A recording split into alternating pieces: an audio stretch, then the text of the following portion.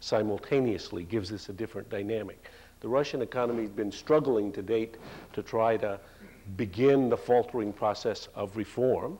One has had, before the crisis of August 17, when you had a dual devaluation and default, probably a 40% reduction in standard livings for normal people. But I believe that the consequence of this action that was taken on August 17 will be another 50% reduction from where people were otherwise. So people's lives are going to get worse. That's one. Second, politically, you've had almost like a Keystone Cop operation where, as you say, one person in, then him out, then another one in, then out. Yeltsin on vacation for 5 weeks out of town while all this is going on, and judged by the political classes there to be fading from the scene.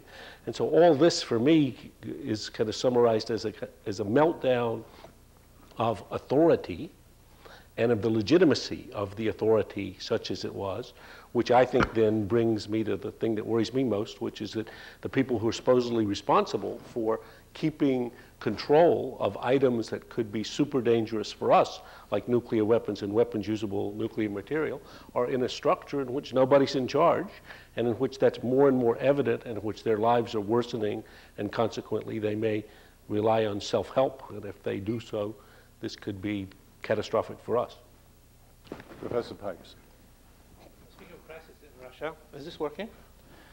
There was a professor in my department who, during the height of the Cold War, decided to acquaint himself with Russian history, got himself a textbook, and he read about the brutalities of Ivan the Terrible.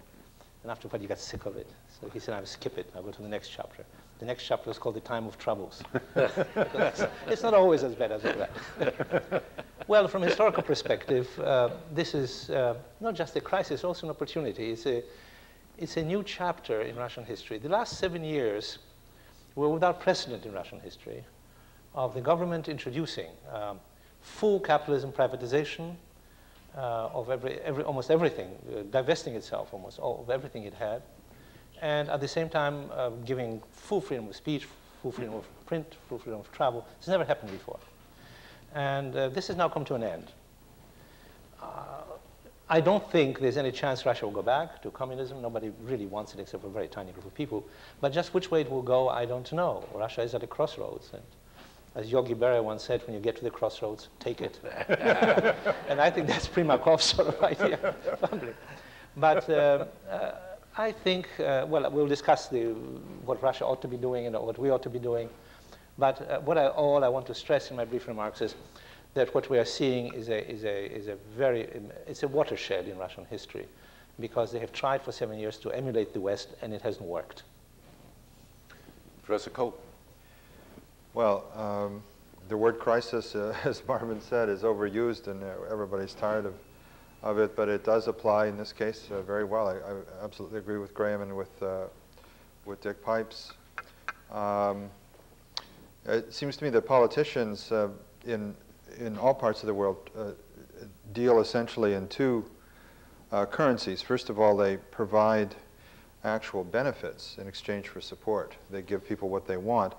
And secondly, they provide the hope or the promise of future benefits, kind of irrespective of what they're doing for you in the present. And what's really disturbing about the current this latest Russian crisis is that both of these currencies seem to be devalued. The government is doing next to nothing for anybody. It floats above society. It's fast losing its capacity to sustain its own operations. We saw that a decade ago with Gorbachev, but at that time there was still hope, the other currency, that somebody had another idea, which was to essentially to try and integrate with the world society and the world economy and westernize. And that hasn't worked out so well. It's worked out terribly, in fact. And so that's, to me, what's most disturbing is the denigration of these two currencies. When it comes to the events themselves, then I'm not in the slightest disappointed to see Yeltsin pushed to the sidelines. I think his moment is over, and that his last service to Russia and the world will be to sit on the sidelines in a civilized way and let the people who are coming to the fore work within the institutions that he has done so much to create. And I think the Russian political leadership, despite all its weighing against them, has actually shown some ingenuity and boldness in recent weeks, at least in terms of their ability to talk to one another, which is one of those political skills that unfortunately is kind of next absent in Yeltsin's repertoire. And that to me is somewhat encouraging. The commentary on the actual economic recipes that have come out is quite negative, and from the economist's point of view, that's probably right. But from the political scientist or the politician's point of view, I don't think we should be entirely negative about this. There is a process of adjustment underway. One can only hope that the political art takes them along quickly enough, because clearly the economic side is deteriorating very quickly.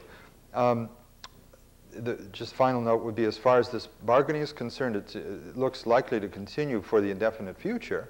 Primakov is, in a way, a prime minister who's acting like a domestic foreign minister. He's getting everybody around the table and encouraging them to agree. It seems so far almost more like an arbitrator than actually a leader. But that may be the best role for him. What's, though, a little bit runs contrary to my optimism is that so many of the main players have been imported kind of from the outside of the game, the legitimate game that's been set up since 1991, and especially since the adoption of the 1993 Constitution. It's not the representative institutions. They're being brought into the process for sure, but Primakov is really a person from the outside. And our friend Yavlinsky, who made that eloquent speech presenting Primakov's virtues in Parliament, made a point of saying he has no connection with any political party. Well, that's true, except for the Communist Party that he used to belong to for most of his life, but it's not exactly a recommendation of the political process that they have invented, to their credit, since the late 1980s. So that's a bit discouraging, but to wrap up, I would just say, sure, it's a very big crisis. It's distinctive, I think, in terms of the level of desperation, but we can take some slight encouragement from the way in which some of the main players at the center seem to have risen to the fore and made an effort to deal with it. Thank you, Tim. Susan Eisenhower. Well, I'd say one thing that I think is very distinctive about this crisis is that, unlike earlier periods, during the Soviet time, for instance, the Russians are facing this crisis at a time when the Russian people actually have a voice, at a time when the Russian people are now beginning to understand that protests may be the only way to have their voice heard. There's an anecdote in Russia about the comparison between the Soviet times and the Russian times. It says in the Soviet times, the regime kept us on we were like dogs. We were kept on a short leash with a small bone, and the government wouldn't let us bark. During the Russian period, we have a long leash, we have no bone, and we can bark as much as we like. What worries me, of course, is the no bone, the absence of the kind of situation that would enable people to feel that they can actually meet their family responsibilities. And of course, on August 7th, there's a big protest planned, protest that may... October. What did I say? October 7th. And it's a protest that is planned to try, in part, to push Boris Yeltsin out of the presidency. And so I think the real wild card here is that, in fact, the people really do have the power, as we saw during the miners' strike and at other times, a factor that really wasn't there during the earlier crises. Is there, in your view, thinking about the October demonstration, the possibility now of violence, widespread violence? Because one of the distinctive features of the succession of crises that it's been relatively bloodless. Well, the Minister of the Interior has already let it be known that Yeltsin has called them in, and they've gone through security measures during this period of demonstration. General Lebed just said today that he recognizes that the people hate Boris Yeltsin and that he is doing everything he can in his neck of the woods there in Siberia to assure that there's no violence. But as we know, during the miners' strike, that there were some difficulties. There have been some periods of violence, and the real question will be, what nature that demonstration, that protest takes. Lebed says that the protest isn't going to stop until Yeltsin leaves office. I don't know whether he's quoting the organizers or he is dreaming out loud. I don't know. In any case, I think it could be very tricky. Dick, you spoke about crossroads. There's an underlying suggestion there of possible violence. Do you think so? No, I wasn't thinking of violence. No? I was thinking whether they continue along the democratic path or take a road of fascism, if you will. Those are really the choices between them, or anarchy. No, I don't think, and I didn't think since 1991 that there was a lot of violence. I think I based this on my personal impressions that people are just fed up with violence. They have lived under a regime that used violence to dispose of all problems, and they found it really didn't get them anywhere. I mean, tens of millions of casualties, and what do you end up with? A terrible system. So people are not prone to violence. Maybe some young thugs and so on, skinheads, but on the whole, Russians, of today's Russians, are not inclined towards violence. Graham, do you think that there is now, if not violence, a likelihood of a return by Russia to its old authoritarian roots? Is the current experiment with democracy over? Well, let me relate to the 2 points, because I think that there's a wonderful puzzle about how velvet all this has been so far.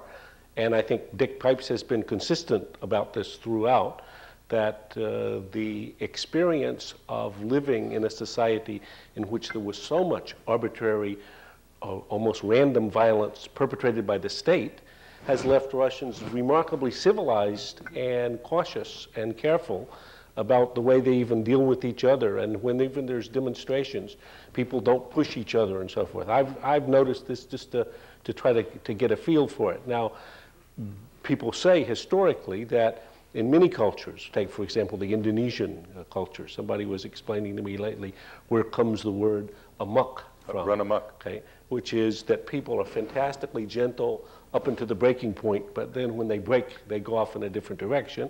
And if I go back to Dick's study of what happened in the Russian Civil War in the period after 1718, people who weren't violent before become violent in some remarkable way. So I think that's a great puzzle. On the authoritarian piece,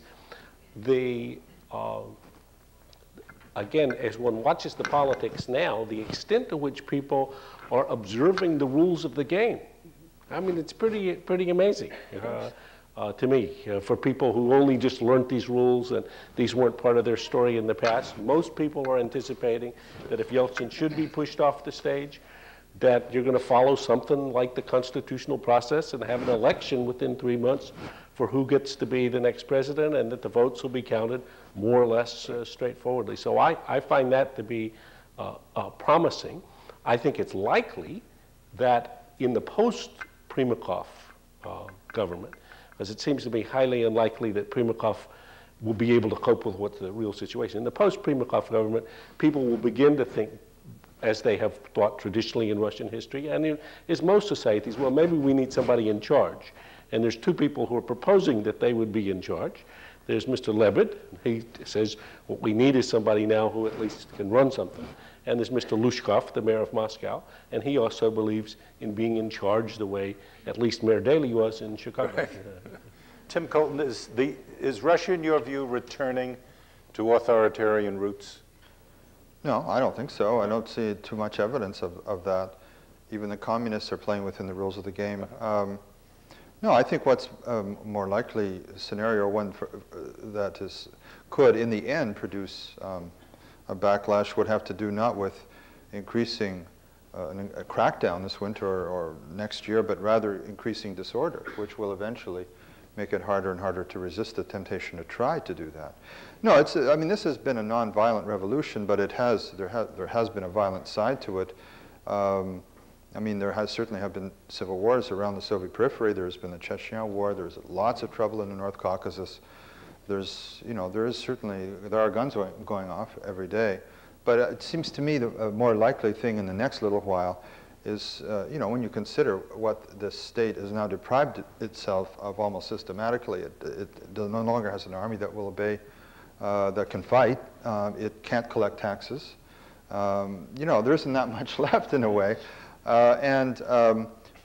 Disorder, the miners are not going to initiate violence. But what happens if they block the Trans-Siberian Railway for 6 weeks or 8 weeks or something like that? there may come a point at which even a responsible democratic government will have to think of ways to, restore order. And it's that, I think, that kind of dialectic that can lead to trouble, especially in the winter. But Can I add one thing? yes, please. Yes, I think you're absolutely right, Tim. I don't think there's really much of a chance that the Russian people will disintegrate into violence. The bigger chance is that the regime might take measures to break up a demonstration or to quote-unquote restore order.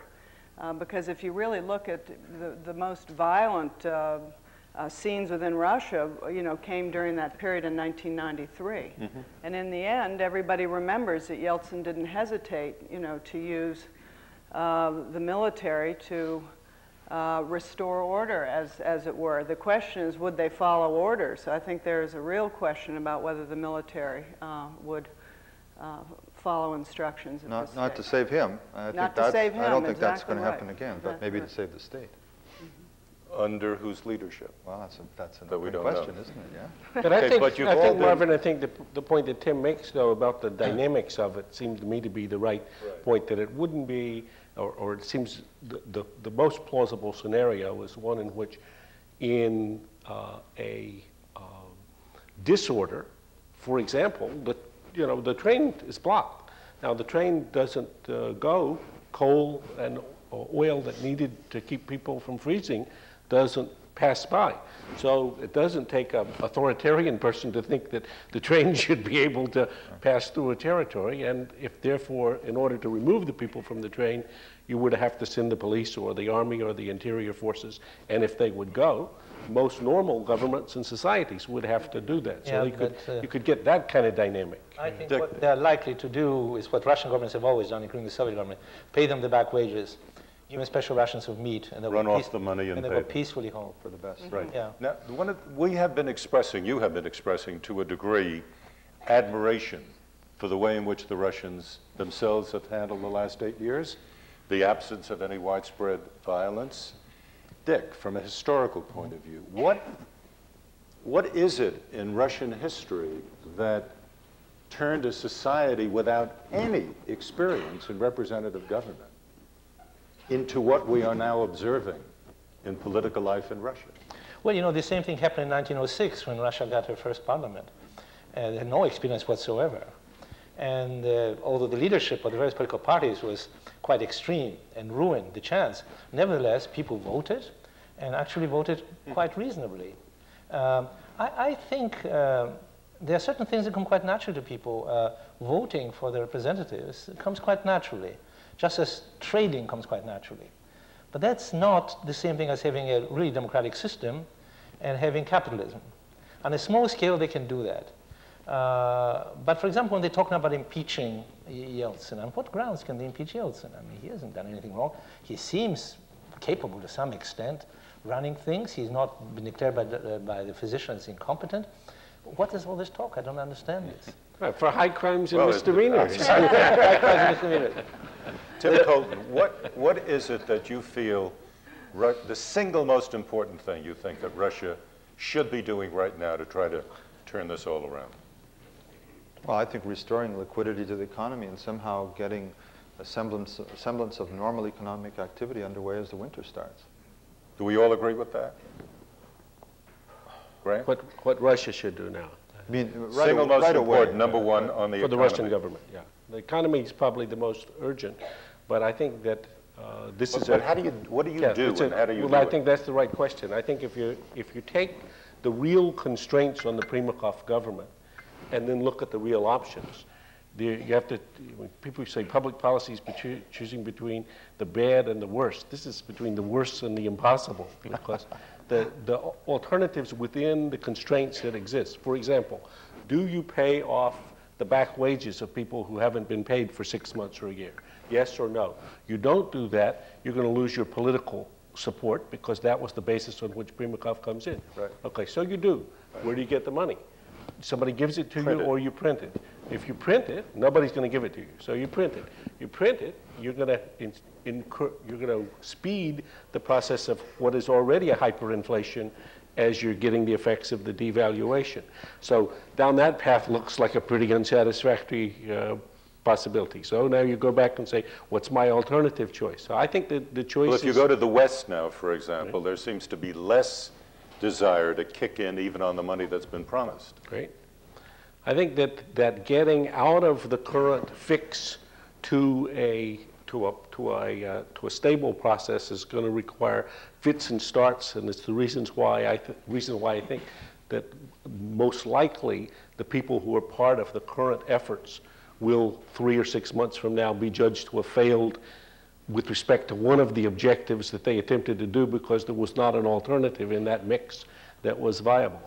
Susan, if an Eisenhower were in a position to run Russia, right, what would she do? Well, I think Graham has outlined very well the absolute impossibility of making these decisions, but I think the Primakov government is not only committed to paying back wages, but simply understands that a failure to pay back wages could jeopardize the entire integrity of the Russian Federation itself. Already, because wages haven't been paid, regional governors have taken matters into their own hands. They're beginning to take crisis measures themselves. They're beginning to find solutions to, and sometimes failing to find solutions, but nevertheless, they're stepping up to the plate. So Primakov understands and has actually said that the continued viability of the Russian Federation is every bit as important as the economic crisis itself.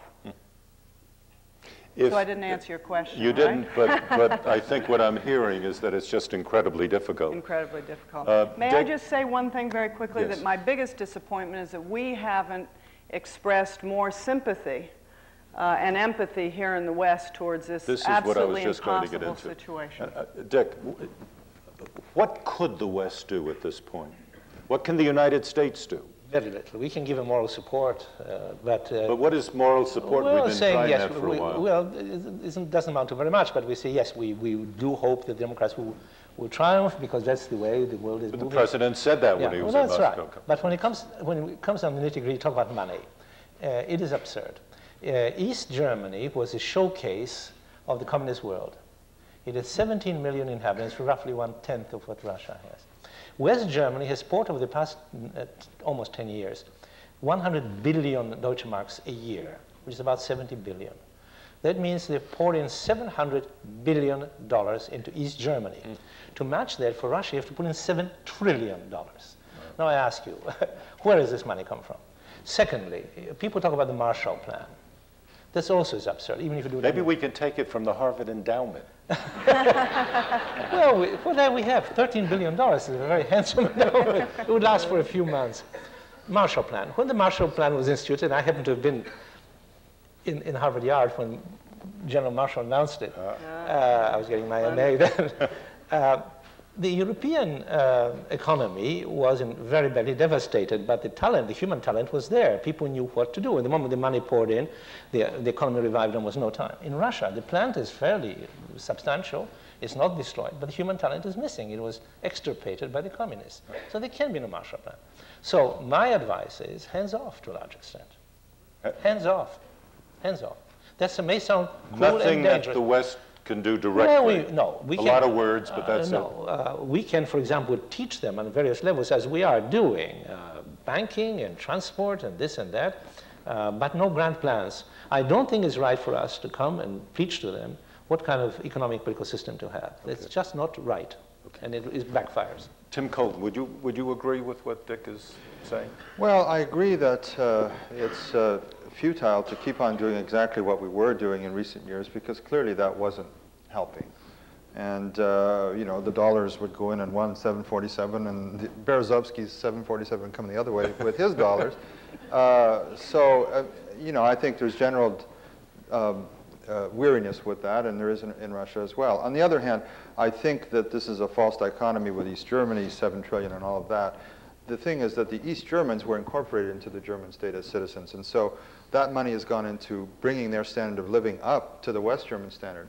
Well, there's no possibility of even discussing bringing the Russian standard of living up to the American standard. That, of course, would bankrupt all of us.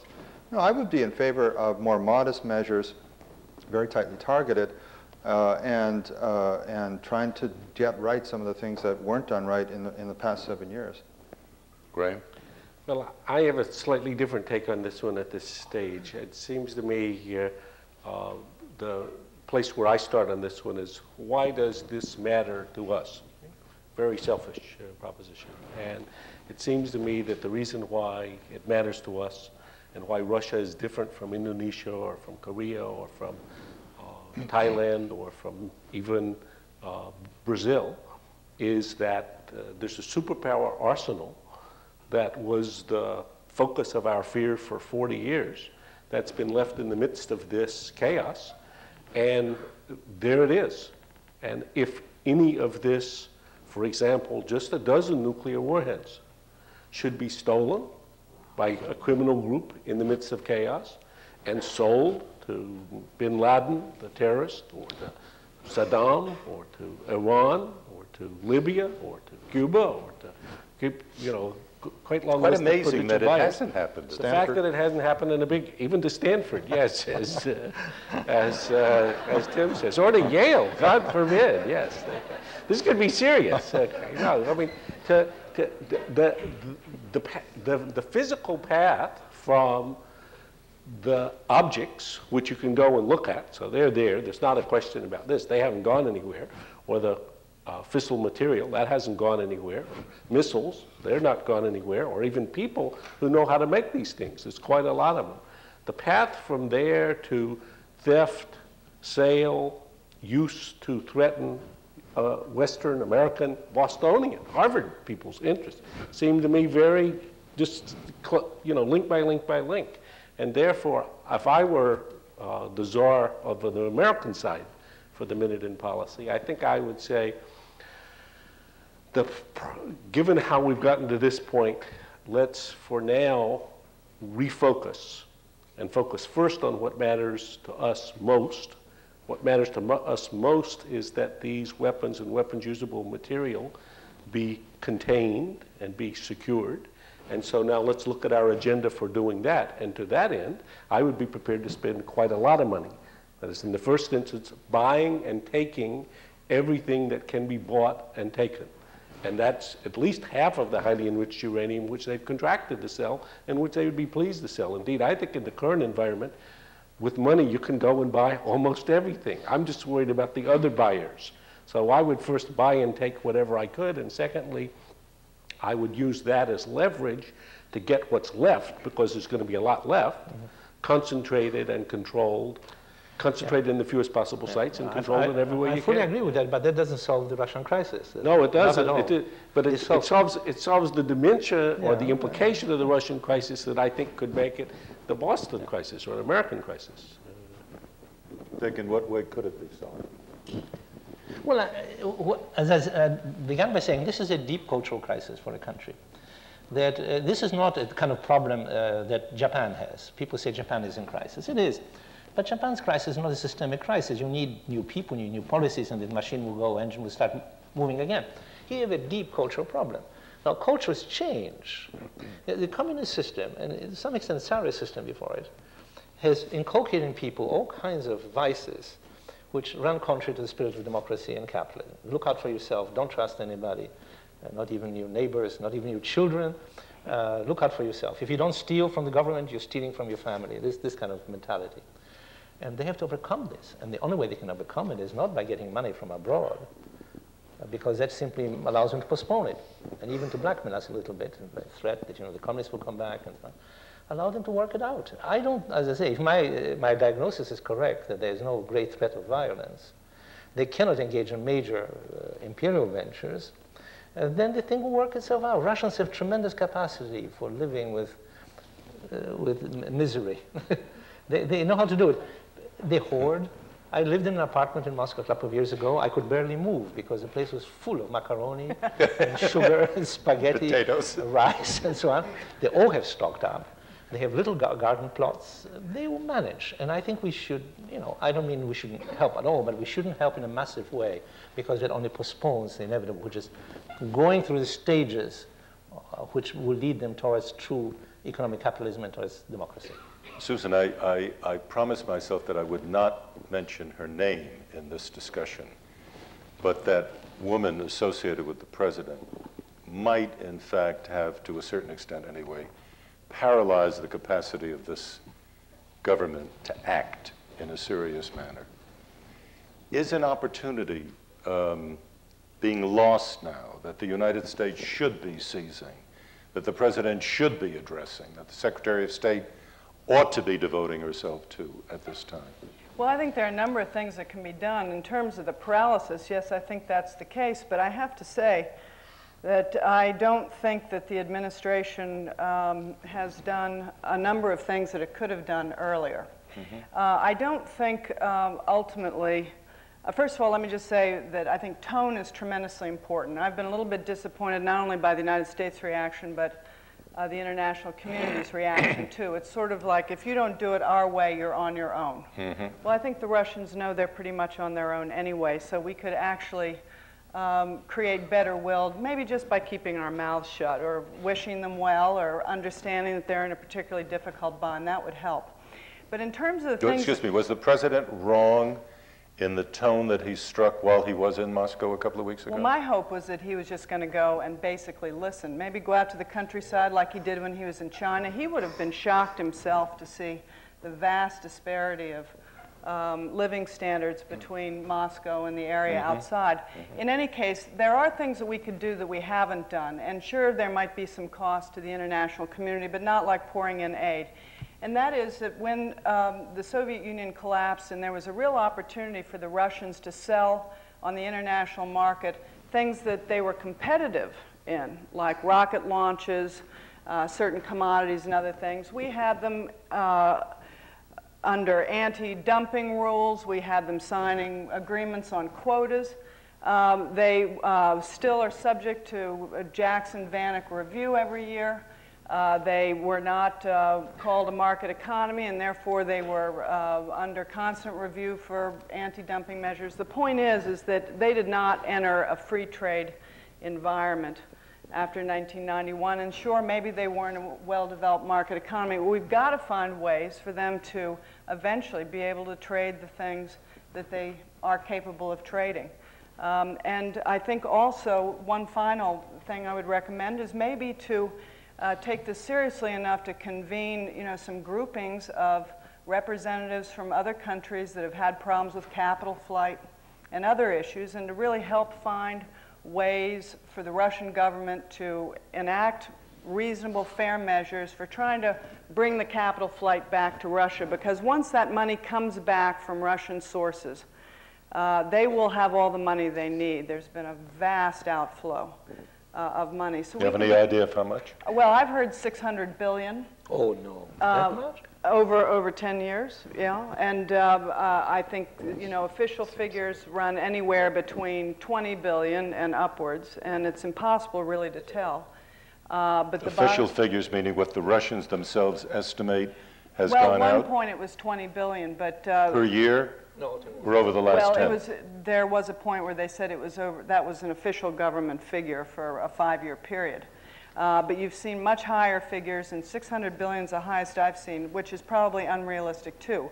The point is that this is a vast producer of oil and natural gas and many other commodities, and if they do certain things, I think that they will be able, they've certainly got ultimately the resources to finance their own reform, but they've got to create incentives to bring that money back home.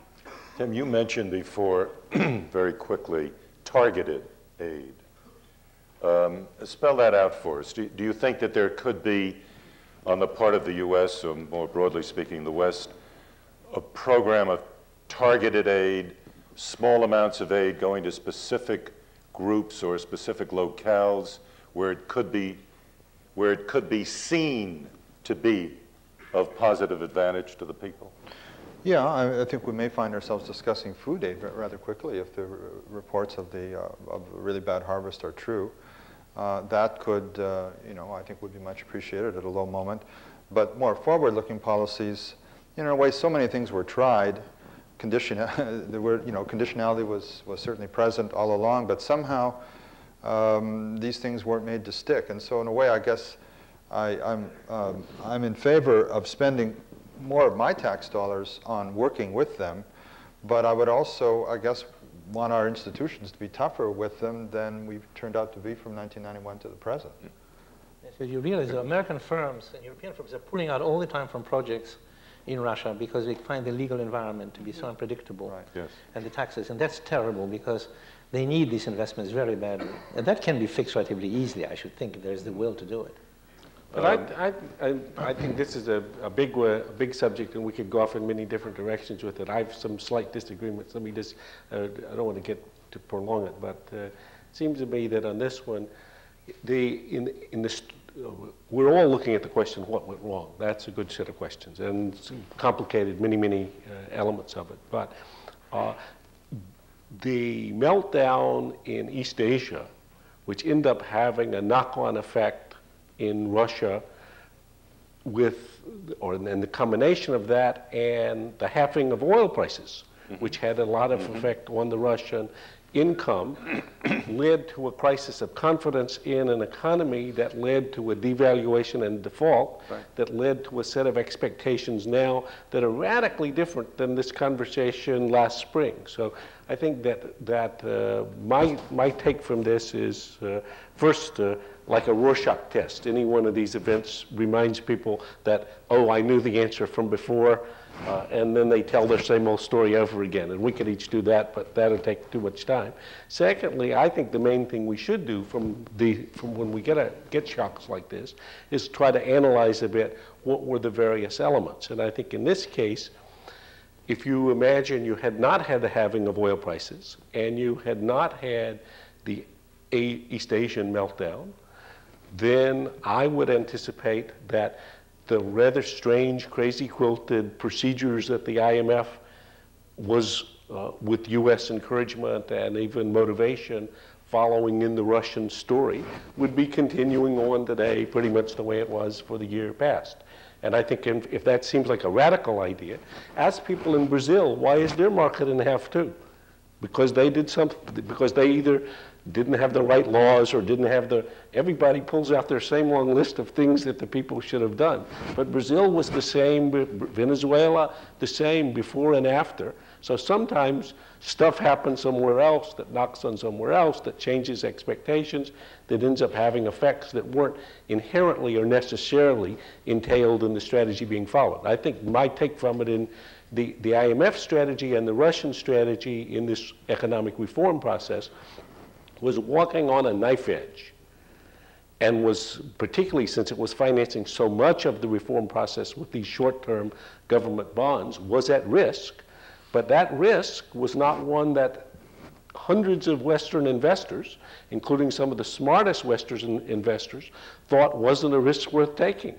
So you can read every day in the Wall Street Journal about Goldman Sachs or Mr. Soros or the hedge funds, all of whom took big bets there, okay? Not because they're dumb, but because sometimes when you take a high-risk, high-reward strategy, by definition, sometimes you lose. Yeah. Ladies and gentlemen, it's time now for your questions, and if you have them, there are 2 microphones that I see here, and you're more than welcome just to go over to the microphone and ask your question, identify yourself, and that sort of thing. And are there mics up above too?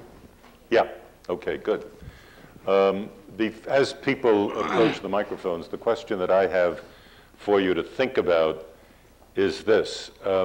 If we were to project ahead arbitrarily, I'm saying 10 years, because I don't want to think too far ahead, something reasonably close but not tomorrow.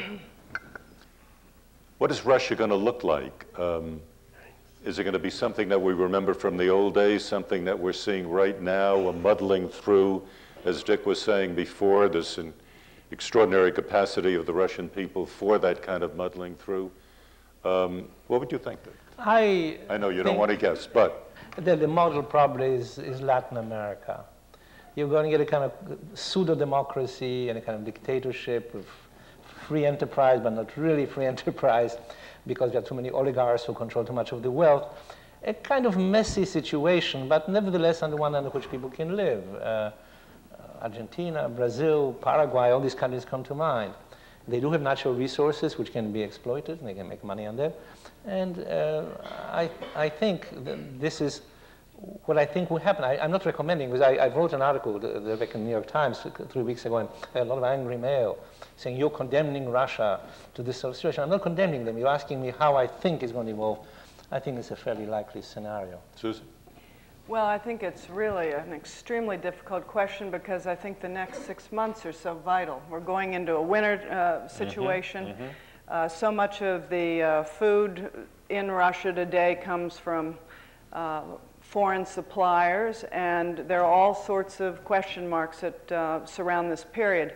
But assuming that they get through the winter all right, I think there is going to be a clear and distinct tightening up of a number of things, more regulations of the economy. And I think we have to be very, very careful about how the West approaches that, because they had no regulation, absolutely no regulation in the last, since 1991. And so they are going to take some steps that maybe we won't like, but certainly will be deemed necessary, probably for the survival of the Russian Federation. Okay. Would you like to ask the first question? Yes. My name is Anton Fidyash, and I'm studying in Professor Colton's institute at RICA, second-year graduate. I have a question that I would like to address to the entire panel. I wonder if it would make sense to make the following distinction, to look at the economic performance of a country as an end in itself and then as a means. And when you think of it that way, it seems to me that in Russia, economics or economic performance has always been geared towards something else, supporting an army, supporting nuclear weapons, and so on and so forth. After the collapse of the Soviet Union, it seems to me that the West began imposing its own idea of economic performance, which is sort of looked at as an end in itself. Russia was told to do well, to make sure its currency is stable for the sake of being part of the global economy, of being predictable. Do you think that creates a sort of schizophrenia? And is it really surprising that Primakov, or will it be surprising if Primakov prints all this money simply to keep the people happy, the wages paid, despite the fact that the economy may suffer short term? Tim Colt, when you go first? Well, I think an economy is always a means to an end, and what happened with the collapse of the Soviet regime was at the end, you know, in principle at least, we're shifting from satisfying the needs of the state to satisfying the needs of the consumer and of the population. So I don't find that all that troubling. But I mean, to the extent that you're saying, is there a risk in imposing a framework on others who don't understand or who don't accept it, then, you know, to the extent that applies to Russia, I think there's something to it. Brian? Well, Yavlinsky has a good line. He says that his grandmother told him that it's better to be healthy and wealthy than to be sick and poor. So this is not imposed by Americans. I think this is an idea that lots of people have, and that actually the fact that for much of life in Russia, it was, you were harnessed to work for somebody else because, not by choice, but because they forced you to do so, was the past. I think in terms of the other part of the question, whether there will be, whether Western economic models, as suggested, urged, imposed by IMF or an American leadership, were appropriate for Russia in its current condition, another long debate. Some elements of it clearly make sense. For example, if they print rubles, you're going to get inflation. This is a law that doesn't apply to just Americans or Europeans or Latin Americans. It's an economic law that holds rather severely. And therefore, the question that the IMF focused on, which was trying to get some balance between income by collecting taxes and expenditures, that's perfectly reasonable. The question why they only focused on a few variables like that without thinking about how long and what kind of institutions would have to be built over what period of time, as Dick was saying, that's another story. Susan, I would just add to that, but the thing that's curious about it, though, is that in fact the model that was adopted during these last years had to be regarded by somebody as dysfunctional, because the way the Russian government met its targets was by not paying a vast portion of the population. So it wasn't a realistic way to reduce their budget. It was really just building up more debt. So I don't think we can be surprised if the Russians take measures. What the outcome of that will be is another matter. Question, sir. Yes, Robert Smith, one of those wise foreign investors. How will Russia treat its foreign creditors? It has a very low level of foreign debt that it owes, leaving aside Paris Club debt. It has Brady's, it has Eurobonds, it has Minfin bonds, and of course the GKOs that were rescheduled. What do you think the attitude of any government at this point in time is toward foreign creditors? I'm not sure who can answer that, but well, they certainly have the best of intentions, and even trust their words. I mean, Primakov said, and the other officials said, that we intend to honor all these obligations. It will take some time. But this is very nice, and it's good that they do intend to do it. But just where the money will come from, I don't know. The total indebtedness of Russia is something like $200 billion. And where this money is going to come from, I don't know. Would you like to? Yeah, I think that, as you know, because you're in this market, there's the domestic lending, the GK bonds, which they basically defaulted on or unilaterally renegotiated the terms of. That's about $40 billion of debt. About 10 or 15 is probably foreign held. That's trading now, I think, at 5 or 10 cents on the dollar, and I don't think it's going to improve very much. So that's the one chunk. The second piece is the payment on the new international borrowing that the new Russia, post-91, has done, not their past inherited debts, which are Paris and London Club stories. On the Paris, that is on the borrowings of the Soviet Union from before, they didn't make their payment to Germany in early September, and I suspect those payments will be substantially delayed. So now you're to the hardest part. How about the money that the Russian government has borrowed in the period in between? And even there, if you have a ruble that's at, I don't know what it was today, but probably 20 on the streets. 16? Okay. But if the ruble is 16 or 18, and you tell me, how am I going to collect enough rubles in taxes to translate those into dollars to meet the payments? I think it's not surprising that those debts are selling at a discount as well. Tim? Yeah, the new government, with very little participation from Yeltsin, as far as one can make out, is kind of dividing up sectors of responsibility. You probably heard about this. And oddly, the negotiations with foreign creditors, including the IMF as well as private institutions, has been left largely to kind of holdovers from this earlier reform government.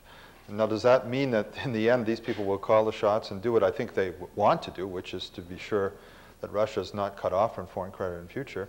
Or are they going to have, as the Russians often have in these situations, a period of confusion followed by a big dust-up in which these people will all lose their jobs? I mean, either is certainly possible. You know, I think that the style of government, and this administration is only going to last for a short while anyway, has yet to be revealed, because they haven't actually done anything yet. But I think within a couple of weeks, they're going to have to start doing things. I may just add something to this. Bob Strauss made a famous statement. He was our ambassador to Moscow. And he was asked whether he would invest in Russia. And he said, if I were a young man and had $1,000, I would invest all of it in Russia. If I were an older man and were a millionaire, I would still invest just $1,000 in Russia. In the balcony, please. Hi, I'm a mid-career student at the Kennedy School. And to hear Professor Piper describe Russia, it sounds like he's talking about an alcoholic. And he's saying just sort of needs to hit rock bottom and pull themselves out. But let's say that by hitting rock bottom, they happen to annihilate a few countries. So let's say we have to do something right now, and that each one of you was a high-level person going over to Russia with Bill Cohen next week. And you had to come up with something positive to show the Russian people that the United States was squarely behind Russia right now. What would you do? What would you advise him to do? Dick, you go first, and that was a reporter asking that question. What I would do is as follows. I would say, forget about getting enormous injections, billions of dollars from IMF or World Bank or Japan or the United States. What can we do for you? You draw up a plan, which is what we did with the Marshall Plan, incidentally. General Marshall asked the Europeans to draw up a plan, come to us, and do things for them. Tell us what we can do for you. What way can we help you? It's not for us to devise plans for Russia and to save Russia. We didn't get them into this mess. They got themselves into this mess. We are not sufficiently familiar with all the dimensions of the Russian crisis. We go to them. We say, you tell us what you need, short of enormous infusions of money, and we'll see what we can do. Susan? I think. Do you agree with that? Yes.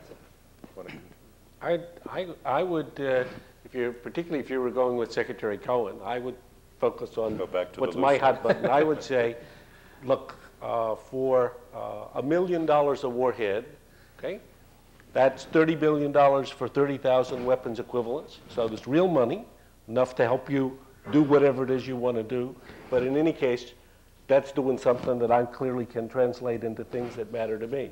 And I would try to get, there's about 100,000 weapons equivalents, 30,000 weapons themselves, and 70,000 lumps of highly enriched uranium or plutonium. I'd be interested in every one of those. And if you could buy half and get the other half corralled and controlled for $30 billion, that's be the best bargain we've ever had in a defense program. Thank you. Yes, please. Would the Thank you. Russians accept it? My name is Victor Panin. I'm the Associate Professor of Political Science from Russia. Now I'm affiliated with the Davis Center for Russian Studies. My question is, the present crisis in Russia, this is the logical result of the 7 years of ruling of the present elite in Russia.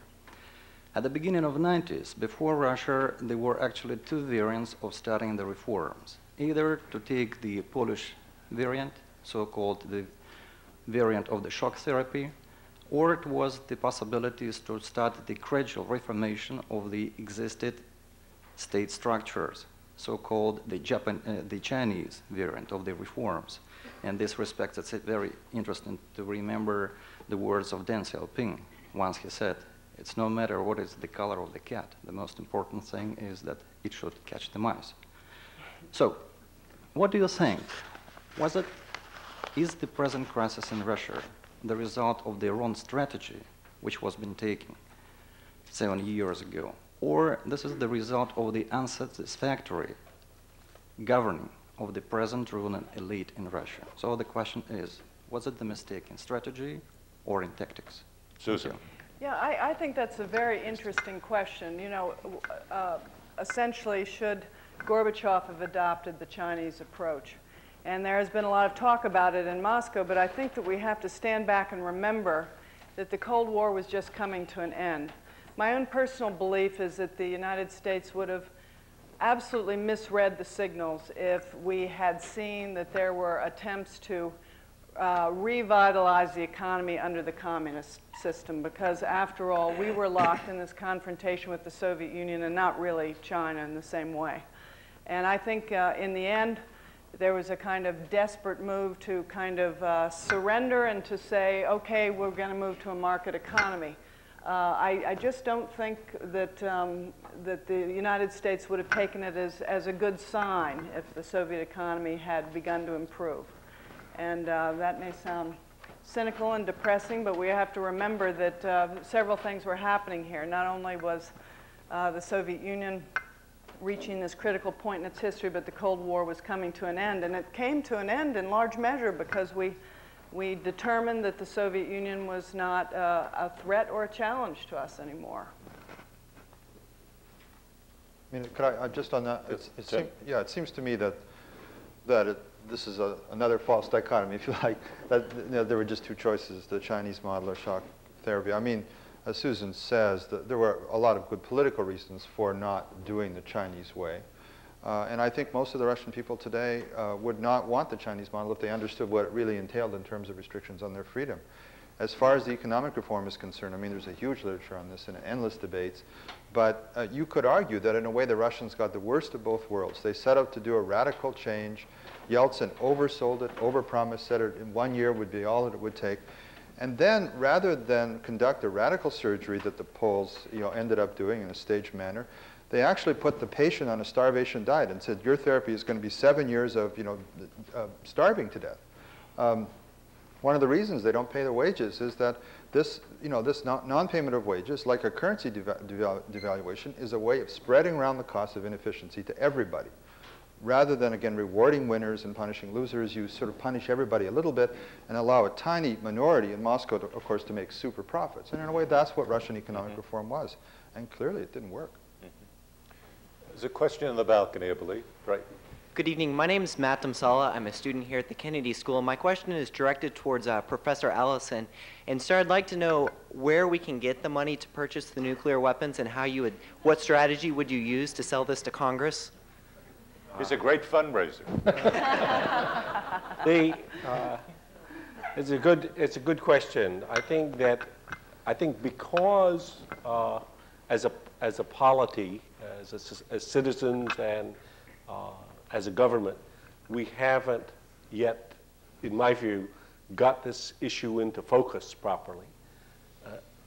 Because it's so difficult to get into focus. This is an unprecedented event. How in the world can you have a superpower and a superpower arsenal, and then the state disappear, and then the state go into chaos? I mean, it's just not, it's not part of the normal, we haven't seen anything like this before, so we haven't got it into focus, therefore haven't appreciated our stakes in it, therefore haven't been prepared to take the actions required.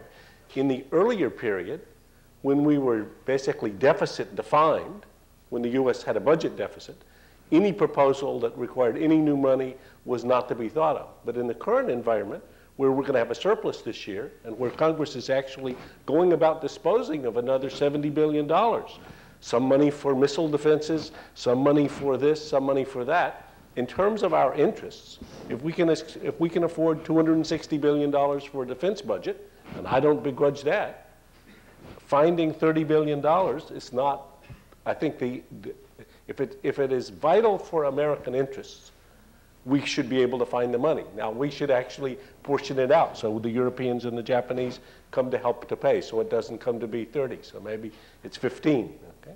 Now, why then Congress is not persuaded of this? Well, generally, I mean, if we go back to the Marshall Plan analogy, where I differ again slightly with Dick, but I think that Congress never demanded the Marshall Plan. Indeed, it was a crazy idea. The people didn't, the American public didn't demand the Marshall Plan. George Marshall and a few other people imagined that if Europe were left in the conditions in which it found itself, you would have had communist governments coming to power in Italy and maybe in France. You would have had chaos, and you might well have had, after an intermission, the same story we had seen with World War I and World War II. I think we all now look back 5 decades after and say, what an extraordinary creative response to a set of conditions.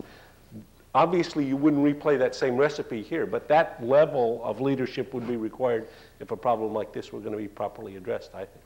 Susan. I would just add one thing that I think is just as relevant, but maybe more disturbing. The question is, let's assume that we had the money to buy all the Russian nuclear weapons. Would the Russians sell them?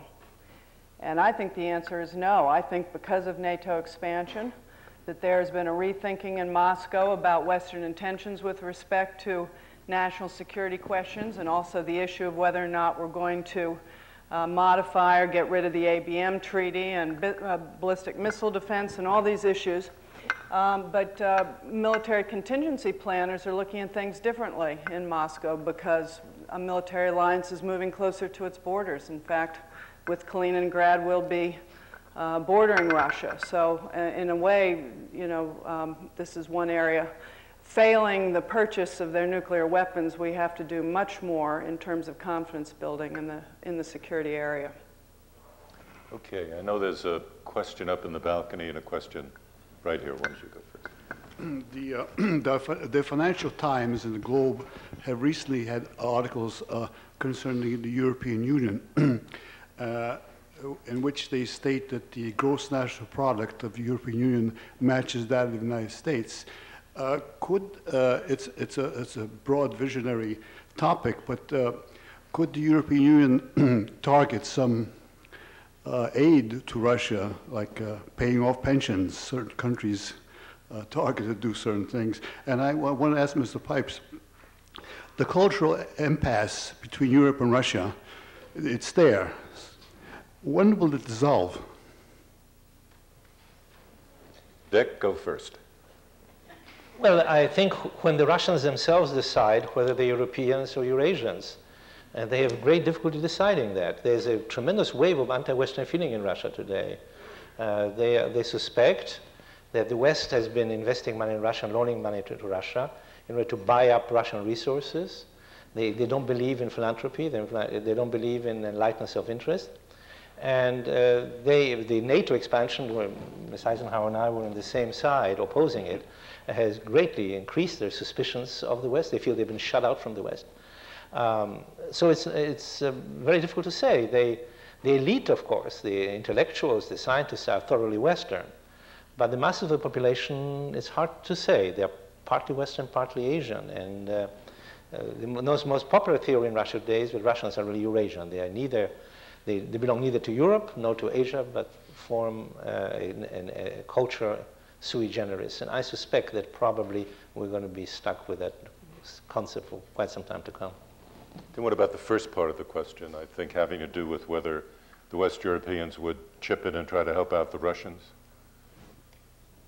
A small point in it. I think that you've had the EU made a rather flaccid statement saying, you know, we hope that things are well, but get your house in order and then come back and talk to us. The EU is mostly navel-gazing and internally consumed. I think that Tim's right that probably if the food problem becomes serious, you'll see for the combination of the common agricultural policy produces a lot of food that somebody needs to buy and send somewhere, plus the need that some food will be provided. And I think that actually the thought about targeted assistance that goes to people, that credibly communicates that we do wish them well and feel as they feel that they've been badly abused by a system. They don't quite know where it came from, but in any case, my life is worse and things horrible are happening to me.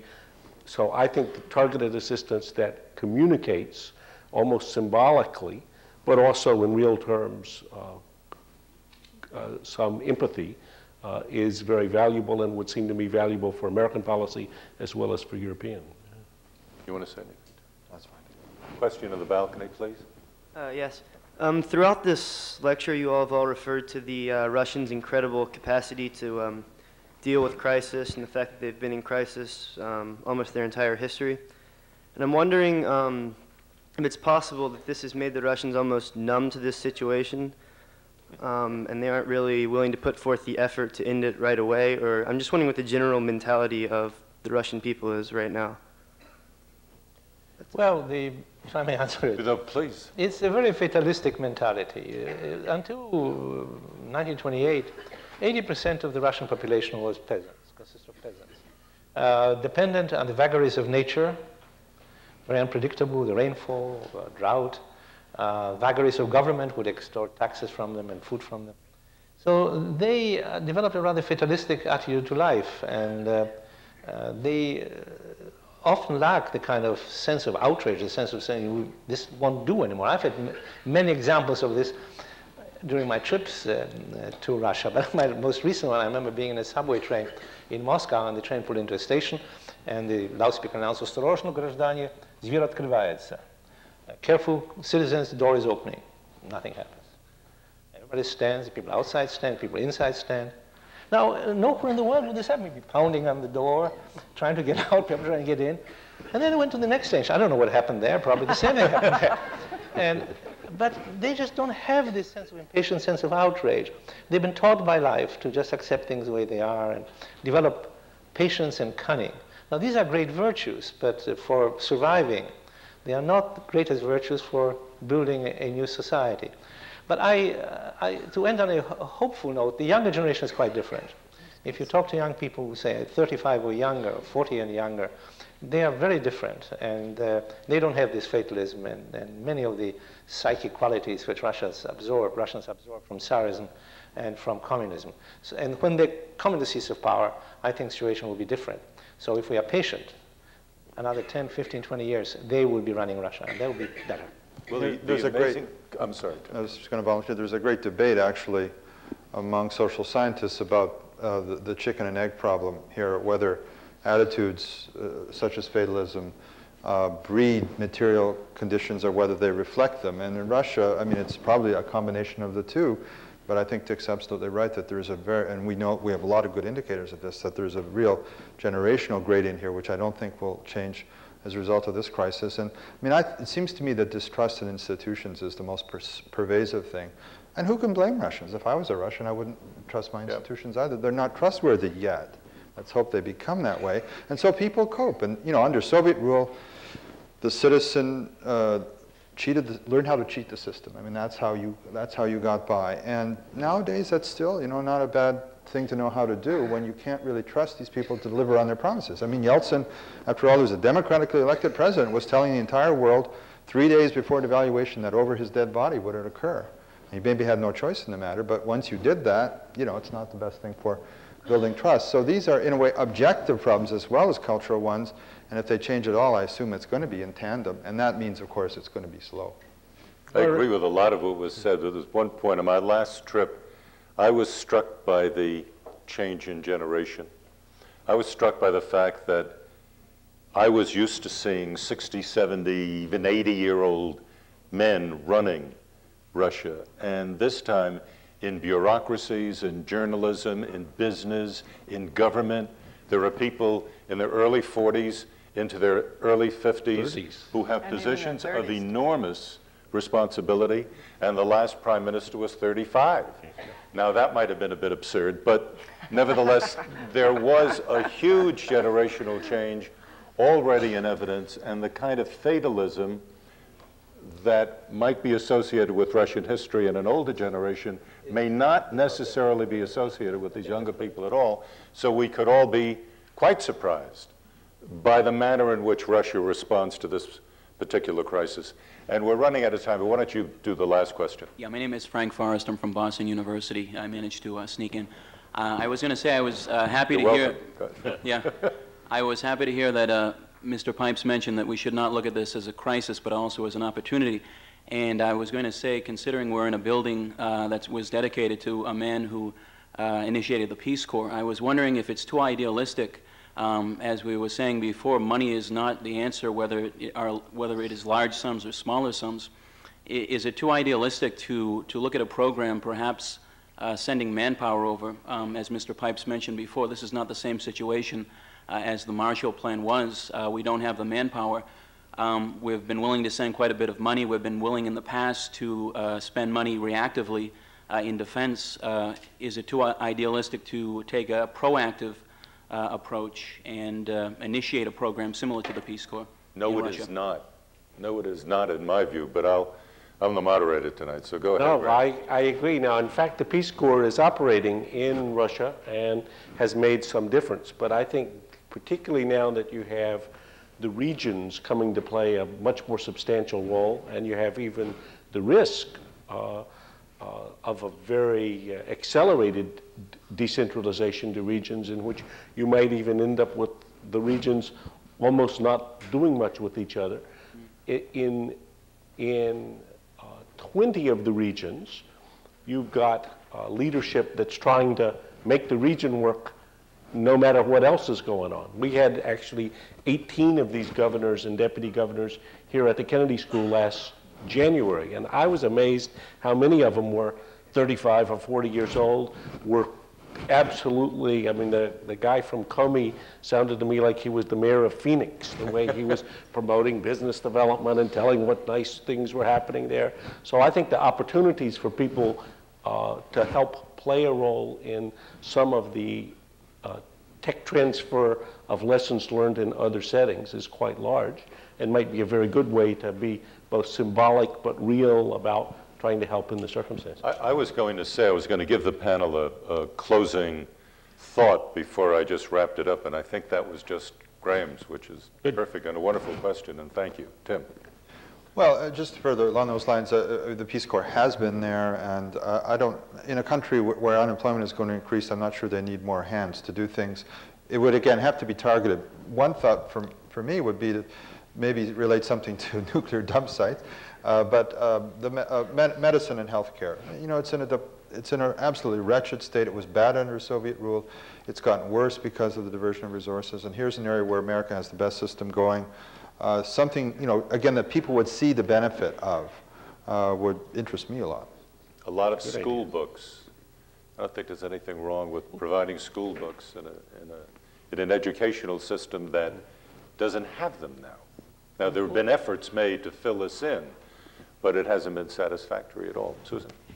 I guess I would just conclude by saying, going back to the tone again, I'm most alarmed by the fact that at least the rhetoric coming from the United States and the West is that this experiment has failed. There's a certain, almost a sense of finality about it.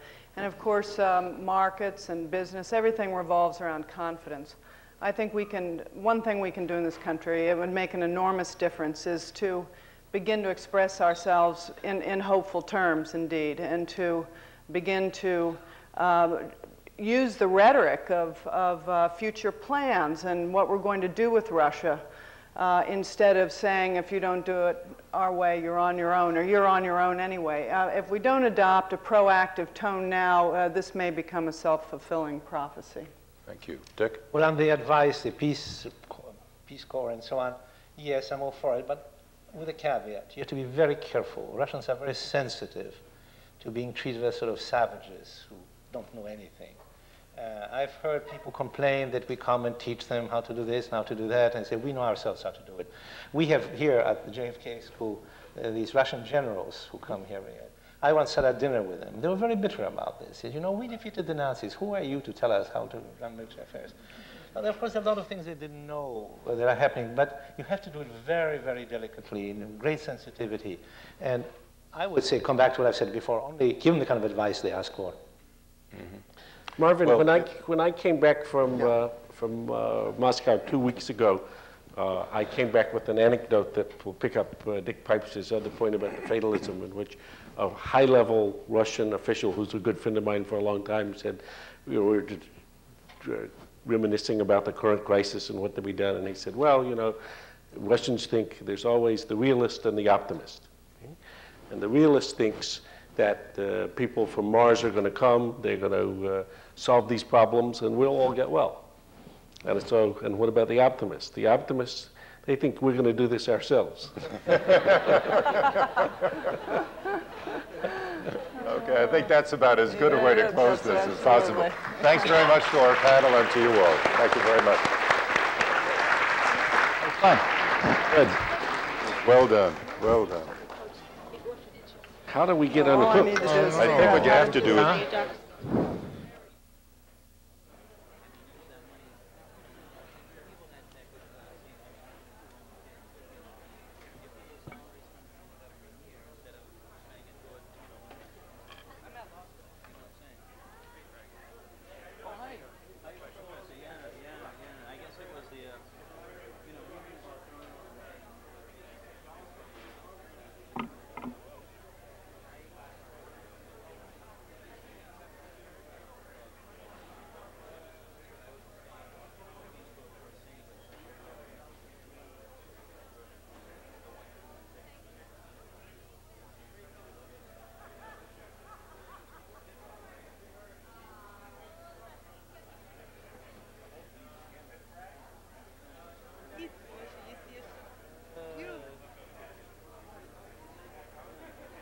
Видишь, пошел.